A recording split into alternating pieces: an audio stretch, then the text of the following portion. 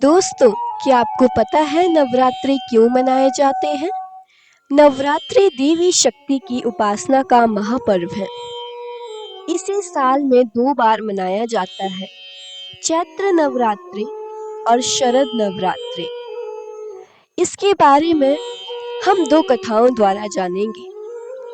पहली कथा महिषासुर की है। बहुत समय पहले महिषासुर नाम का एक बड़ा बलवान राक्षस था। उसने कठोर तपस्या करके वरदान पाया था कि कोई देवता या कोई पुरुष उसे नहीं मार पाएगा। इस वरदान के घमंड में वह तीनों लोगों को परेशान करने लगा। देवता बहुत दुखी हुए और सब मिलकर भगवान ब्रह्मा, विष्णु और महेश के पास पहुंचे।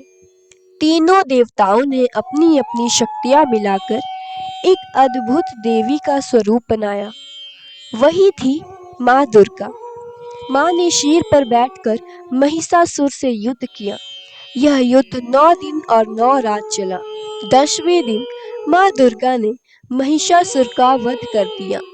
तभी से लोग मानते हैं कि नवरात्रि के 9 दिन माँ दुर्गा पृथ्वी पर आती हैं और भक्तों को आशीर्वाद देती हैं।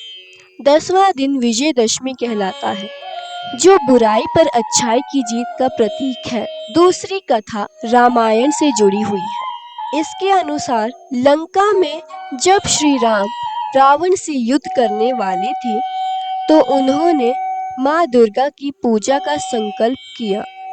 माँ दुर्गा ने अपनी आराधना से प्रसन्न होकर राम को विजय प्राप्त करने का आशीर्वाद दिया और फिर माँ दुर्गा के आशीर्वाद से श्री राम ने रावण को हराया।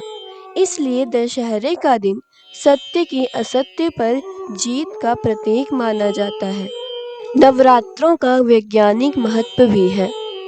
इस समय एक मौसम दूसरे मौसम में परिवर्तित होता है, जिस कारण शरीर की प्रतिरोधक क्षमता इम्यूनिटी कमज़ोर होती है। इसलिए उपवास, हल्का भोजन शरीर में स्वस्थ और संतुलन बनाए रखता है। नवरात्रि में गरबा, डांडिया, रामलीला जैसे कार्यक्रम होते हैं, जो समाज को एकता और खुशी से जोड़ते हैं। परिवार और समाज मिलकर पूजा और उत्सव मनाते हैं, जिससे रिश्तों में प्रेम बढ़ता है। अगर आपको ये कहानी पसंद आई हो, तो प्लीज़ लाइक और सब्सक्राइब करें।